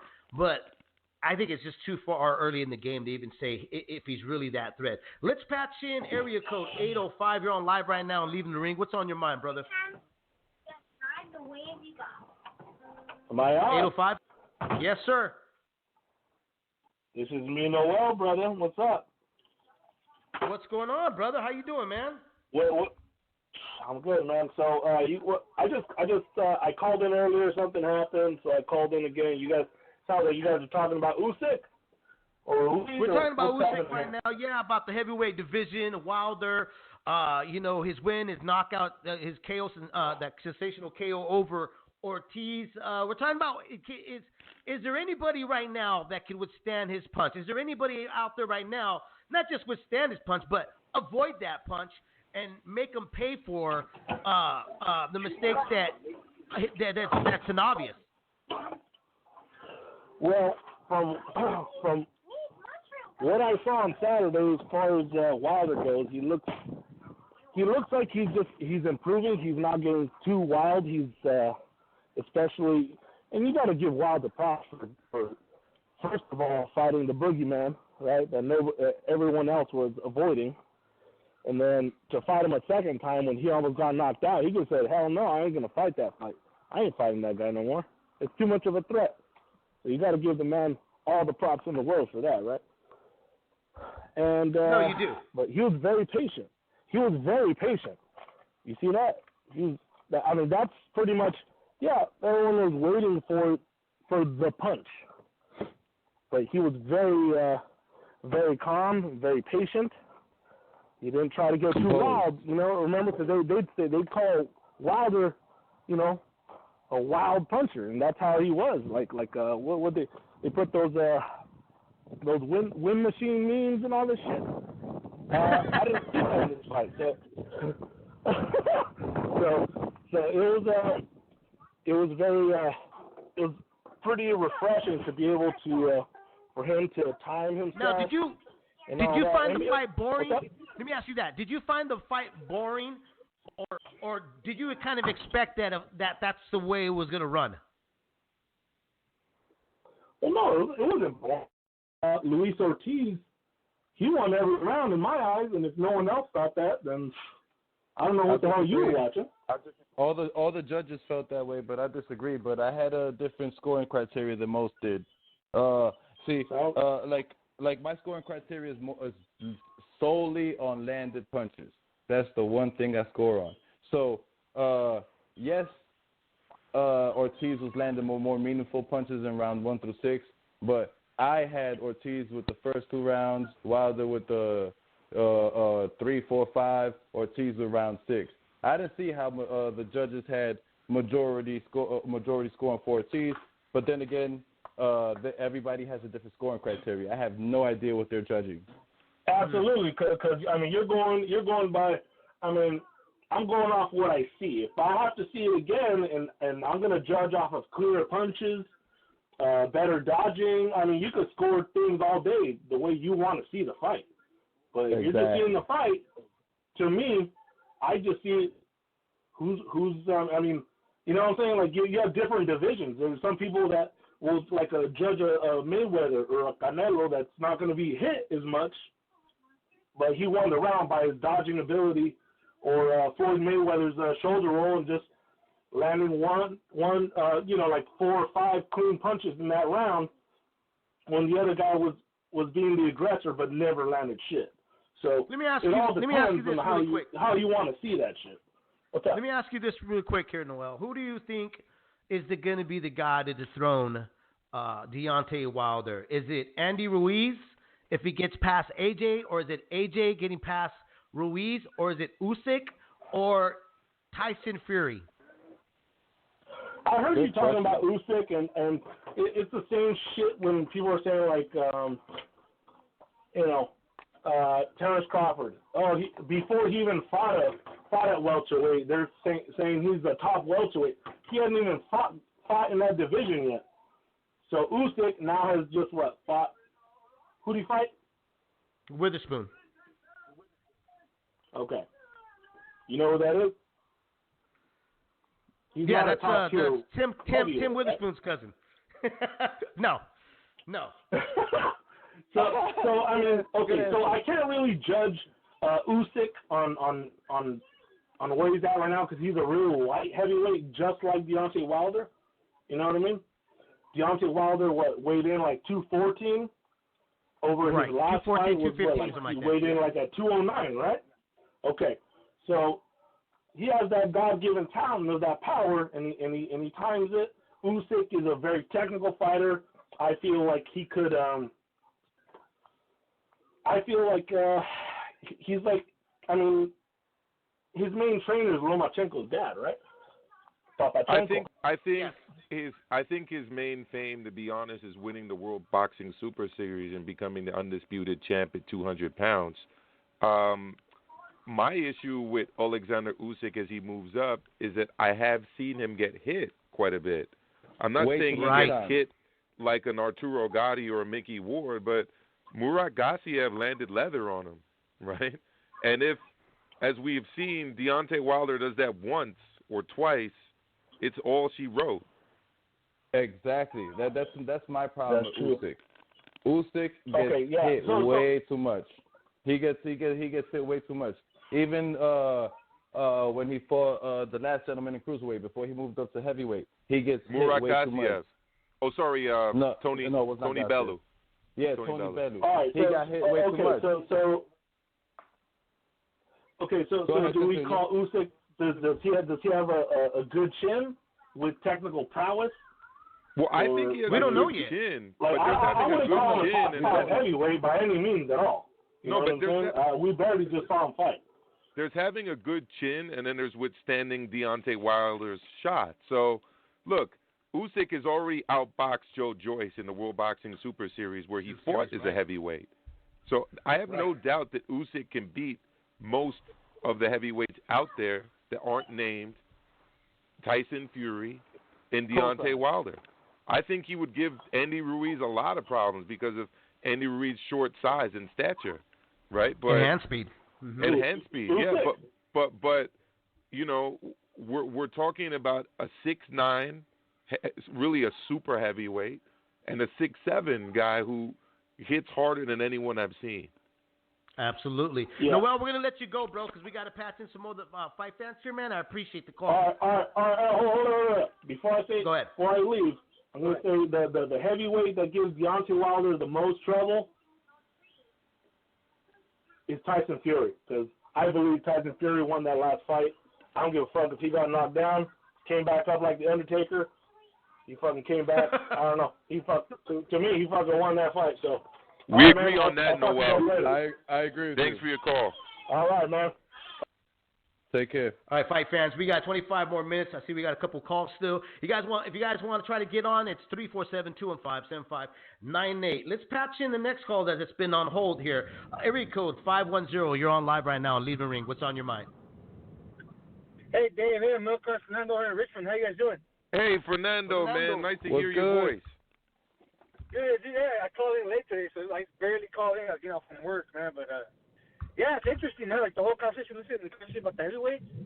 Like, a few months ago, dude, like, I wrote into that Showtime box. I was like, hey, man, if you guys have Usyk at number 4, Deontay in the top 10, man. Because, in my opinion, Deontay sparks Usyk, man. You know, and they're about the same size. There's, 215, 220, both of them? You know? Right. And they kind of laughed at me. They answered my question, which was cool on the podcast, right? But they kind of laughed at me, scoffed at me a little bit. And now you got, like, people, like, coming around to Deontay a little bit, man. You know, like, Lance Pugmire, he put him in the top 10 pound for pound. You know, so, like, I just think that Deontay has one skill better than anybody else is that knockout punch, man. And that's got to count for something for a pound for pound status, you know? If you got the biggest punch, man, that's a skill. That's a rare skill, man. You know, a lot of guys can get on their skates and stuff and like dance around, you know, but not many guys can spark somebody like that, dude. That's gold in boxing, man. And not everybody. And here's another thing that I don't think nobody's giving credit to Deontay Wilder. You know, is that Deontay doesn't hold back. He literally tries to land it in every round. He tries to throw it 2 to 3 times, and I know the point jab is people can label it as boring and go like, I really don't care for that. He was trying to be more methodical with his punches, but as time goes, you start developing and understanding what your capabilities are in the ring. And I think we're now seeing that right now, that pinnacle point of Deontay Wilder, of who he knows, and he understands that this is what's got him here. So he's now got to find every time out how to land it, because every other fight from now on, every trainer's watching that punch, and they're going to have to try to figure out how to nullify it. Well, exactly, man. Kind of lean back to what the last call was talking about. You know, I still think Tyson Fury gives him a lot of big headache, right? And the trainer, Ben Davis, when he was at the fight, and they were like asking him, what do you think about the fight? And he had a word for it to nullify. They have a way of nullifying Deontay's power. He's already thought of a way. I'm thinking he's gonna go back and do what he did to Klitschko, man. A lot of hugging, a lot of keeping him, keeping him within close range. Right now, letting Deontay extend his arms like that. You know, Tyson can stink it out when he wants to, man. Really bad, man. It doesn't make for a fun fight, but I hope that fight gets made in February. I know they haven't really got around to, at least on the PDC side, they haven't really seemed like they've been all that excited to announce it. You know, they didn't even really mention it after the fight even. You know, they didn't mention Tyson Fury or nothing, which is kind of odd, I thought. You know, I don't think they mentioned it because they don't know exactly because at the end of the day, it's going to be up to Bob Arum and Top Rank of what they plan to do. You know what I mean? I think it's shown that it could be very difficult those two working together. So I think that's why they weren't so forward of saying that this is going to be the next fight. Do you think where do you give the chances they're actually backing out? I'm sorry, Milcar, go ahead. I apologize. No, that was Kenny. You're fine. That you're was fine. You Kenny. have questions. Yeah, I'm Kenny from New York. I just have a comment to say towards what you said earlier regarding Deontay Wilder and pound for pound rankings. This is a conversation that myself and the mill actually have all the time. Pound for pound rankings actually don't have a certain criteria, just like judging the fight doesn't have a criteria. They have no way of judging who's a pound for pound fighter. If anything, Canelo should probably be number 1 pound for pound because he is a cash cow and he's beat a whole bunch of people in multiple divisions, has multiple belts in multiple divisions. But, again, there is no judging criteria for pound. So when you went onto the podcast and you were laughed at, there's really no reason for anybody to be laughing at you because technically you could be judging pound for pound boxing in the sense of, okay, Deontay Wilder weighs, 216, 219, and he knocks anybody out. You never know. There's like that's why I like divisional ranking. Specific criteria. There is no specific criteria for pound boxing. So definitely don't feel bad that you were laughed at. No, I agree. And I like, look, we can all say who we feel is the most technical or the most skilled fighter. I mean, for years, for me, that was Famoso from Mexico. But obviously he didn't get much credit because he was in such a low weight class. But for since the beginning of boxing, the best boxer in the world has been the heavyweight champ because he beats anybody. Now, you want to start talking pound for pound? That's just a value subjective judgment. And, your statement on that is as valid as anybody's, whether it's Max Kellerman, Steve Kim, David, or anybody else.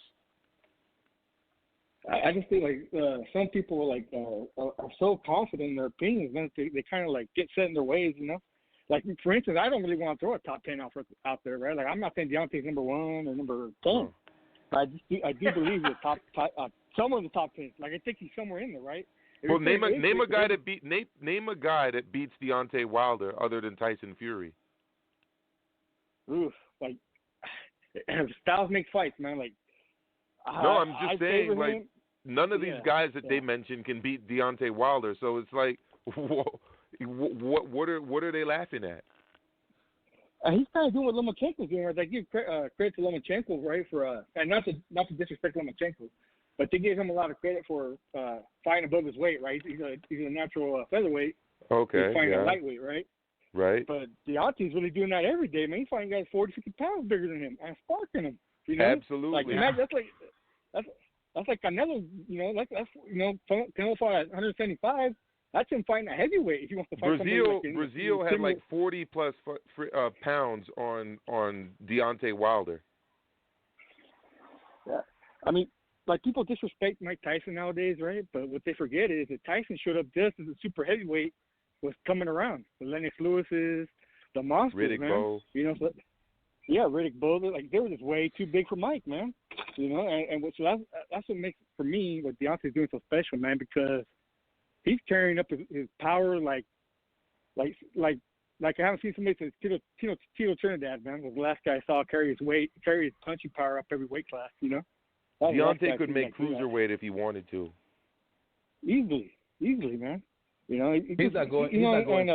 He said that he's not going to. He said that he just said that before previous moments in his boxing career because he felt that he was bored with what he was doing, or he felt bored with the weight class, or being iced out of the heavyweight division because he was looking for a fight with Anthony Joshua for so long. But he recently said that he doesn't see himself going down to the. I know he won't. I know he won't do it. I'm just saying physically he could get down to 200 pounds.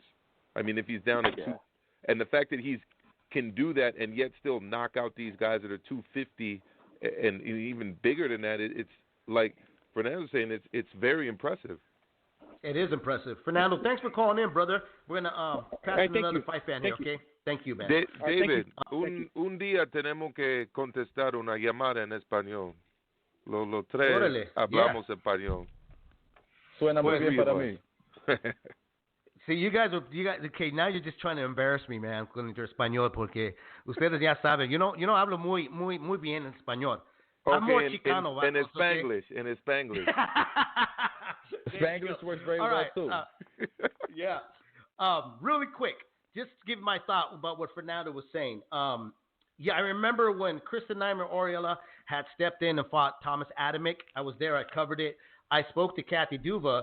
And I asked her, was she surprised the way Adamick was able to get away from the best weapons of Chris the Nightmare? And she said, if you really think about the heavyweights, the real natural heavyweights, the guys that really made a lot of noise in the 80s, were all weighing between the pounds of 210 to 215. 220 was actually a really big heavyweight. This is where it's supposed to be at. So Deontay Wilder being at 114, 115, is kind of proven that's really the standard of what a heavyweight is. The monsters that have coming in have just kind of awe us because it's just like watching a Godzilla movie. I remember when Lennox Lewis and Michael Grant stepped in, the commentators, first thing that they had said, this is the first time in boxing history, two big men and the most pounds facing each other in the ring. Let me patch in area code 523. You're on live right now on Leave the Ring. What's on your mind? Hello, how's it going? This is Renee, also known as Renee Box Young. I'm calling from Mexico. What is good? Hey, Renee, how you doing, brother? I'm all right. Hey, I just want to give a little bit of input concerning Deontay Wilder review, Ortiz 2 rematch, and a little mini analysis of what I think Wilder should do when he fights Tyson Fury. When we go back, and when we think about the rematch, I think a lot of us were surprised. Deontay Wilder, he wasn't using too much footwork. He was just waiting. He wasn't, Ortiz was doing amazing work, amazing precision, southpaw work. And out of nowhere, boom. I think, what a lot of people are undermining is Wilder's intelligence. He is a very intelligent boxer. He has precision power punches like many, that we're not focusing on much, and his athleticism is amazing. When you talk about these two elements that Wilder has, I think those are two key elements that he should use in the Tyson Fury rematch. It's so debatable. A lot of people think Tyson Fury won. Okay. A lot of people say Wilder won. Okay. So in the rematch, what we do know is that it was a draw. I mean, technically, judges scored draw. So, I mean, this rematch, I think for Wilder to win, I think he should use, more athleticism, that he already has, because we've seen it before. You guys go back to the Stavern rematch. Remember that? Wilder-Stavern?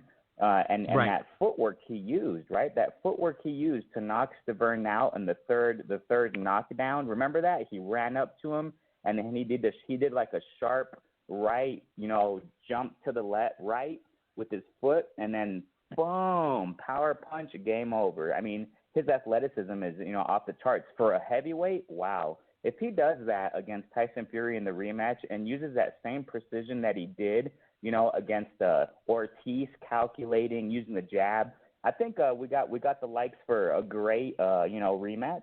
But as you guys mentioned a moment ago, the politics, PBC, Al Heyman, Bob Arum, et cetera, we don't know if it's really going to happen because we haven't seen much promotion of the rematch anyway, as it is so far. We haven't seen anybody really promoting. So we hope, we got to keep our fingers crossed, right, that they do Fury's rematch. been doing other things. Fury went to the WWE. WWE, and his they're talking about interest him doing has UFC. been different. Right.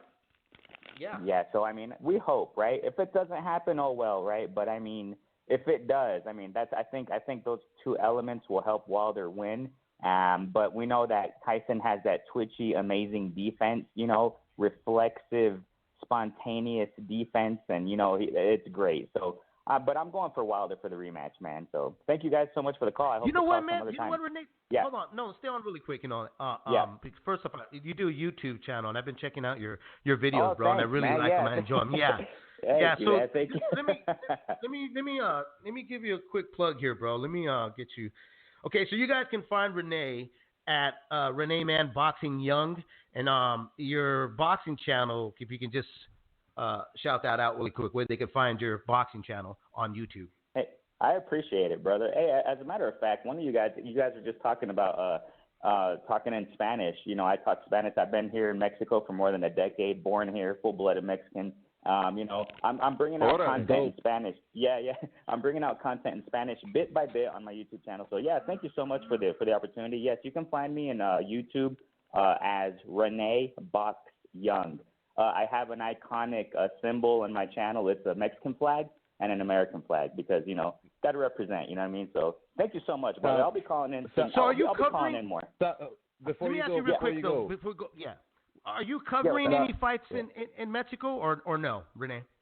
No, honestly, not yet, at least, because I just started. I just started this YouTube channel. I have a history of boxing here as far as training down here locally and knowing some people, but I haven't gotten into that area yet. I'm kind of building up. So I'm new to this, man, as far as like, YouTube channel and media and stuff. So, yeah. Mm-hmm. Well, we should seek opportunities to collaborate, my man.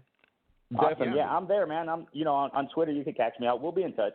All right, follow us on Twitter. Before you and get we'll out do of the here. same. Before you get out of here. Yeah, I'm following you guys. You guys are.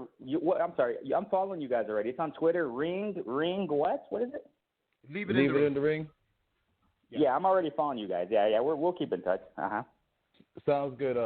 Before you get out of here, I just want to say that I do wholeheartedly agree with you that Wilder does look very extremely composed, and he does look like he's ready to take out Fury, ready to land that power shot. Wilder knows exactly what he is, and yes, I do go for Wilder in the rematch against Fury. I do think that Wilder could edge him out, not because Wilder's more skilled, but that calm ability, that decisiveness, that he is a very smart man. The way that he stayed calm during the entire time that he has this barrage of punches coming at him from Luis Ortiz, I think that's going to work for him very well with Tyson Fury, and I wholeheartedly agree with you that I got Deontay Wilder in the Tyson Fury rematch, and I do think that the rematch is going to happen. The reason why I think Tyson Fury has been doing all this other stuff, the fake MMA stuff and the WWE stuff, is because of the cut in his eye. He has to let that cut in his eye heal before he can box again. I don't know if he's going to do Deontay Wilder right away. As soon as he comes back, he may do a cherry pick, but I do think the fight is going to happen. Yeah, thank you so much, guys. We'll keep in touch. Thank you so much, guys. Thank you. Man. Take care. Well, you guys are really harsh on Fury, man. Real harsh. You know what? I want to piggyback off of what Kenny was just saying right now because, and even what Renee was talking about, I was actually thinking of picking Wilder in the rematch, and I'm going to tell you why. Well, the first reason why I think Tyson Fury went off and started doing the WWE Big Payday and other things is because I think that you can't take nothing away from Tyson Fury. The guy knows how to market himself the way Wilder knows how to market himself. Okay, and I think what Tyson Fury is trying to do is get that build up, the demand, and he obviously signed to the man that knows how to do that, which is Bob Arum, is to build an anticipated fight. And this is a rematch here. Just trying to build the biggest audience so they could sell it and make the biggest money here. But, the thing that we know about boxing history is rematches don't always mirror the first time around. I think that Wilder went in knowing that he was probably going to get outboxed. David, I have to interject here. Go ahead. The Fury KO was much more impressive. Braun Strowman? Are you kidding me? That guy had a chin.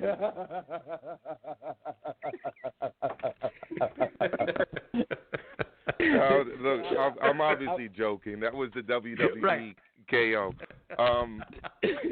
That clearly is not for. Huh? I gotta keep you on your toes, man. I gotta keep you on your toes. I know, bro. See, that time I was in the bathroom by mistake because I missed that whole.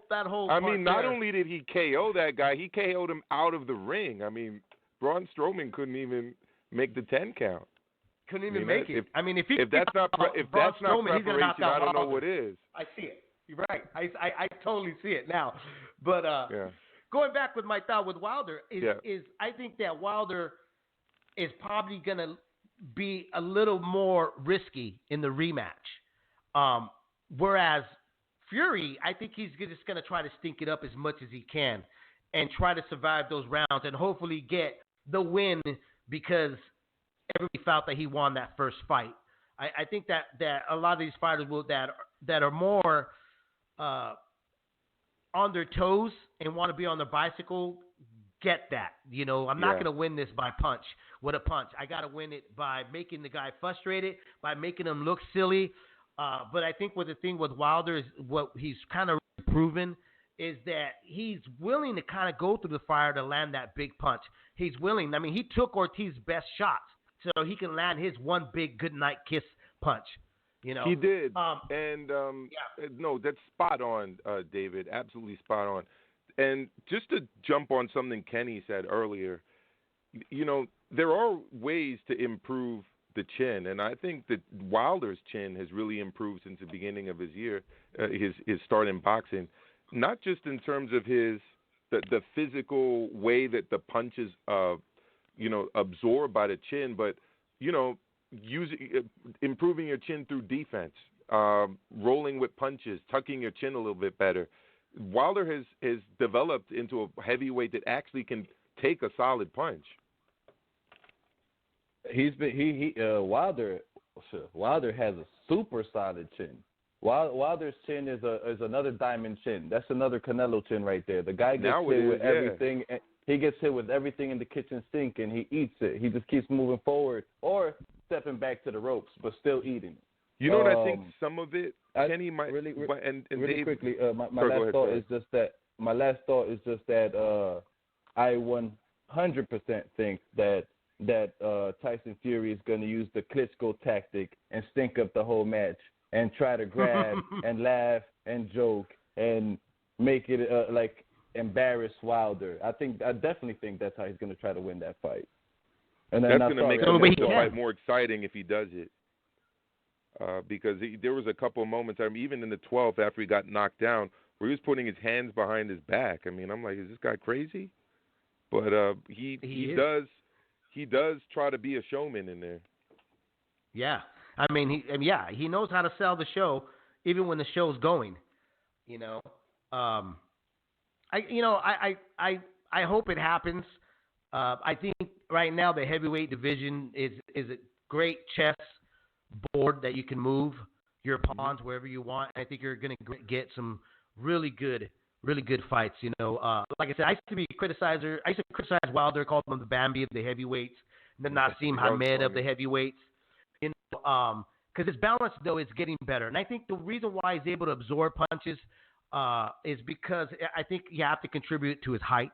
He's able to pull back a little bit and take the steam off punches coming on, they're coming at him. And anyway, I think right now, closing out the year with AJ and Ruiz is going to be a great talk for next week when we're back here live on the Living Ring. I want to thank again Amilcar and Kenny for coming on and joining me and being part of the Living Ring family, being my co-host. I had a great time.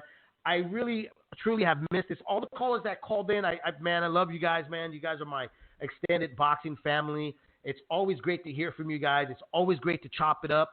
I get active on social media and chop it up with more folks on the social world. I'll just get into that there. But we're going to be back every Monday at 4 p.m. Pacific time, 7 p.m. Eastern time.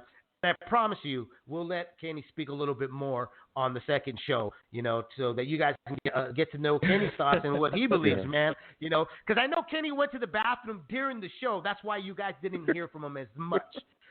I'm going to be breaking your balls, Kenny, because of that. I